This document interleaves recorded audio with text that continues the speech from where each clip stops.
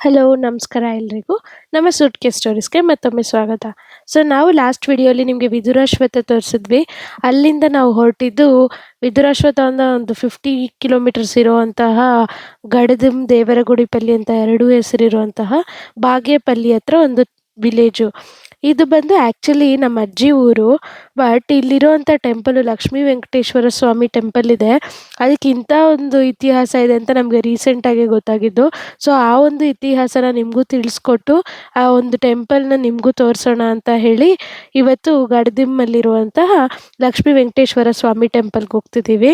So so ಈ ಒಂದು ಟೆಂಪಲ್‌ನ ಇತಿಹಾಸ ಏನು ಅಂದರೆ, ಇದು ಒಂದು ದ್ವಾಪರ ಯುಗದಲ್ಲಿ ಕುರುವಂಶ ಅಂತ ಏನು ನೋಡ್ತೀವಿ, ಆ ವಂಶದವರು ಕಟ್ಟಿಸಿರುವಂತಹ ಒಂದು ದೇವಸ್ಥಾನ ಅಂತ ಹೇಳ್ಬೋದು. ಅದು ನಾವು ಕುರುವಂಶ ಅಂದಾಗ ಕೌರವರು, ಪಾಂಡವರು ಬರ್ತಾರೆ. ಆ ಪಾಂಡವರಲ್ಲಿ ಅರ್ಜುನ ಇದಾರಲ್ಲ, ಅವರ ಮರಿ ಮೊಮ್ಮಗ ಜನಮೇಜಯ. ಅಂದರೆ ಅರ್ಜುನನ ಮಗ ಅಭಿಮನ್ಯು, ಅಭಿಮನ್ಯುವ ಮಗ ಪರೀಕ್ಷಿತ, ಪರೀಕ್ಷಿತ ಮಗ ಜನಮೇಜಯ.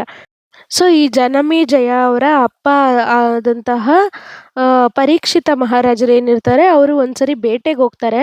ಆ ಬೇಟೆಗೆ ಹೋಗೋಂಥ ಸಂದರ್ಭದಲ್ಲಿ ಅವ್ರಿಗೆ ತುಂಬ ಬಾಯಾರಿಕೆ ಆಗುತ್ತೆ. ನೀರಿಗಾಗಿ ಹುಡುಕ್ತಾರೆ, ಎಲ್ಲೂ ನೀರು ಸಿಗೋದಿಲ್ಲ. ಅಲ್ಲಿ ಒಬ್ಬರು ಋಷಿ ತಪಸ್ಸು ಮಾಡ್ತಿರ್ತಾರೆ. ಅವ್ರ ಹತ್ರ ಹೋಗಿ ಕೇಳ್ತಾರೆ. ಬಟ್ ಅವರು ದೀರ್ಘ ಒಂದು ತಪಸ್ಸಿನಲ್ಲಿರೋದ್ರಿಂದ ಅವ್ರಿಗೆ ಕೇಳಲ್ಲ. ಹಾಗಾಗಿ ಆ ಮಹಾರಾಜರಿಗೆ ಕೋಪ ಬಂದು ಏನು ಮಾಡ್ತಾರೆ ಅಂದರೆ, ಅಲ್ಲೇ ಪಕ್ಕದಲ್ಲಿ ಸತ್ತು ಬಿದ್ದಿರುವಂಥ ಹಾವನ್ನ ತೆಗ್ದು ಅವ್ರ ಮೈ ಮೇಲೆ ಹಾಕ್ತಾರೆ ಹಾರದ ಥರ. ಅದನ್ನು ಅವ್ರ ಮಗ ನೋಡಿ, ನಮ್ಮ ಅಪ್ಪ ನಿಮ್ಗೆ ಏನು ಮಾಡಿದ್ರು ಅಂತ ಈ ಥರ ಹಾರ ಎಲ್ಲ ಹಾಕಿದ್ದೀರಾ ಸತ್ತಿರೋ ಹಾವಿಂದು ಅಂತ ಕೇಳ್ತಾರೆ. ಅವರು ಆಗಿದ್ದನ್ನ ಹೇಳ್ತಾರೆ. ಆದರೆ ಅವ್ರ ಮಗನಿಗೆ ತುಂಬ ಕೋಪ ಬರುತ್ತೆ. ಆಗ ಅವ್ರು ಏನು ಹೇಳ್ತಾರೆ ಅಂದರೆ, ನಮ್ಮ ಅಪ್ಪನಿಗೆ ಈ ಥರ ಮಾಡಿದ್ದೀರಲ್ಲ, ನೀವು 1 ವಾರದ ಒಳಗೆ ಅಂದರೆ 7 ದಿನದೊಳಗೆ ಒಂದು ಹಾವಿನ ಕಾರಣದಿಂದನೇ ಸಾಯ್ತೀರಾ ಅಂತ ಹೇಳಿ ಶಾಪ ಕೊಡ್ತಾರೆ. ಆ ಶಾಪದಿಂದಾಗಿ ಅದೇ ಥರ ಆ ರಾಜ 7 ದಿನದಲ್ಲಿ ಸಾಯ್ತಾರೆ. ಆ ರಾಜ ಸತ್ತಾಗ ಜನಮೇಜಯಗೆ ಇದು ಗೊತ್ತಾಗುತ್ತೆ, ಒಂದು ಹಾವಿನ ಕಾರಣದಿಂದ ನಮ್ಮಪ್ಪ ಸತ್ರು ಈ ಥರ ಅಂತ. ಆವಾಗ ಅವರಿಗೆ ತುಂಬ ಕೋಪ ಬರುತ್ತೆ ಜನಮೇಜಯ ಮಹಾರಾಜರಿಗೆ. ಅವಾಗ ಏನು ಮಾಡ್ತಾರೆ ಅಂದರೆ, ನಾನೊಂದು ಸರ್ಪಯಾಗ ಮಾಡಿ ಇಡೀ ಒಂದು ಸರ್ಪ ವಂಶ ಏನಿದೆ, ಒಂದು ಭೂಲೋಕದಲ್ಲಿ ಸರ್ಪಗಳು ಏನೇನಿದೆ ಅವೆಲ್ಲವನ್ನು ಬಲಿ ಕೊಡ್ತೇನೆ ಅಂತೇಳಿ ಸರ್ಪಯಾಗ ಸ್ಟಾರ್ಟ್ ಮಾಡ್ತಾರೆ. ಆ ಯಾಗ ಸ್ಟಾರ್ಟ್ ಮಾಡ್ತಿದ್ದಂಗೆ ಒಂದೊಂದೇ ಹಾವುಗಳು ಬಂದು ಆ ಸರ್ಪಯಾಗದಲ್ಲಿ ಬಲಿ ಆಗ್ತಾ ಹೋಗ್ತವೆ. ಆಮೇಲೆ ಹಾಗೆ ಅವ್ರು ಇದಕ್ಕೋಗಿ ಇಂದ್ರನ ಹತ್ರವರೆಗೂ ಸೇರುತ್ತದು ಒಂದು ಸರ್ಪದ ಯಾಗ. ಆಗ ಇಂದ್ರ ಏನು ಮಾಡ್ತಾರೆ ಅಂದರೆ, ಅವ್ರ ಹತ್ರ ಒಂದು ಶೆಲ್ಟರ್ ಪಡೆದಿರುವಂತಹ ತಕ್ಷಕ ಅಂತ ಒಬ್ಬ ಇರ್ತಾರೆ. ಅವ್ರನ್ನ ತಳ್ಳಿಬಿಡ್ತಾರೆ ಇವ್ರ ಮುಂದೆ ಬರ್ದಿರ. ಆಗ ಏನು ಮಾಡ್ತಾರೆ, ತಕ್ಷಕ ಒಂದು ಮಾರು ವೇಷದಲ್ಲಿ ಬಂದು ಜನಮೇಜಯ ಮಹಾರಾಜರ ಹತ್ರ ಕೇಳ್ತಾರೆ, ಅಯ್ಯೋ ಸ್ವಾಮಿ, ನನಗೆ ಏನಾದರೂ ಒಂದು ದಾನ ಕೊಡಿ ಅಂತ. ಜನಮೇಜಯ ಮಹಾರಾಜರಿಗೆ ಅದು ತಕ್ಷಕ ಅಂತ ಗೊತ್ತಿರಲ್ಲ. ಸರಿ, ನಿಂಗೆ ಏನು ಬೇಕು ಕೇಳು ಅಂತಾರೆ. ಆಗ ಅವ್ರು ಹೇಳ್ತಾರೆ, ಈ ಸರ್ಪಯಾಗನ ಇಲ್ಲಿಗೆ ನಿಲ್ಲಿಸಿ, ಅದೇ ನೀವು ನನಗೆ ಕೊಡುವಂತಹ ವರ ಅಂತ. ಆವಾಗ ಅಲ್ಲಿಗೆ ಸರ್ಪಯಾಗ ನಿಲ್ಲುತ್ತೆ. ಬಟ್ ಅದೇನಾಗುತ್ತೆ, ಸರ್ಪಯಾಗ ಆದ ನಂತರ ನಿಂತ ನಂತರ ಒಂದು ಸರ್ಪಗಳ ದೋಷ ಏನಿತ್ತಲ್ವ ಅವರಿಗೆ, ಅಷ್ಟು ಸರ್ಪಗಳನ್ನು ಬಲಿ ತಗೊಂಡಿರೋ ಅದನ್ನು ಅವರು ಅನುಭವಿಸ್ತಾರೆ. ಅದೇನಾಗುತ್ತೆ ಅಂದರೆ, ಆ ಒಂದು ಜನಮೇಜಯ ಮಹಾರಾಜರಿಗೆ ಒಂದು ಸ್ಕಿನ್ ಡಿಸೀಸ್ ತರಹ, ಈ ತೊನ್ನು ರೋಗ ಅಥವಾ ಪಾಂಡು ರೋಗ ಅಂತ ಏನು ಹೇಳ್ತಾರೆ, ಅದು ಸ್ಟಾರ್ಟ್ ಆಗುತ್ತೆ. ಆಗ ಅವರು ಅಲ್ಲಿರುವಂತಹ ವೈದ್ಯರನ್ನು ಮತ್ತು ಅವ್ರ ಹತ್ರ ಇರೋ ಪುರೋಹಿತರನ್ನ ಕೇಳಿದಾಗ ಅವ್ರು ಹೇಳ್ತಾರೆ, ನೀವು ಸರ್ಪಯಾಗದಲ್ಲಿ ಇಷ್ಟು ಸರ್ಪಗಳನ್ನು ಬಲಿ ಕೊಟ್ಟಿದ್ದೀರಲ್ಲ, ಅದೇ ಒಂದು ದೋಷ ನಿಮಗೆ ಸುತ್ತಕೊಂಡಿದೆ ಅಂತ. ಆಗ ಅವರು ಈ ಸರ್ಪದೋಷ ನಿವಾರಣೆಗೆ ಏನು ಮಾಡಬೇಕು ಅಂತ ಕೇಳಿದಾಗ ಆ ಪುರೋಹಿತರು ಹೇಳ್ತಾರೆ, ನೀವು ಭೂಲೋಕದಲ್ಲಿ 101 ಒಂದು ವೆಂಕಟೇಶ್ವರ ಸ್ವಾಮಿ ಅಥವಾ ವಿಷ್ಣುವಿನ ದೇವಸ್ಥಾನ ಏನಿರುತ್ತೆ ಅದನ್ನು ಕಟ್ಟಿಸಿ, ವಿಷ್ಣುವಿನ ಆದಿಶೇಷ ವಿಷ್ಣುವಿನ ಹತ್ರನೇ ಇರೋದ್ರಿಂದ ನಿಮಗೆ ಆ ಸರ್ಪದೋಷ ವಿಮುಕ್ತಿ ಆಗುತ್ತೆ ಅಂತ ಹೇಳ್ತಾರೆ. ಆ ಒಂದು ಕಾರಣಕ್ಕೆ ಭೂಲೋಕದಲ್ಲಿ 101 ದೇವಸ್ಥಾನ ಕಟ್ಟಿಸ್ಬೇಕು ಅಂತ ಕಟ್ಟೋಕ್ಕೆ ಪ್ರಾರಂಭ ಮಾಡಿಸಿದಾಗ ಕಟ್ಟಿರುವಂಥ ದೇವಸ್ಥಾನ ಇದು.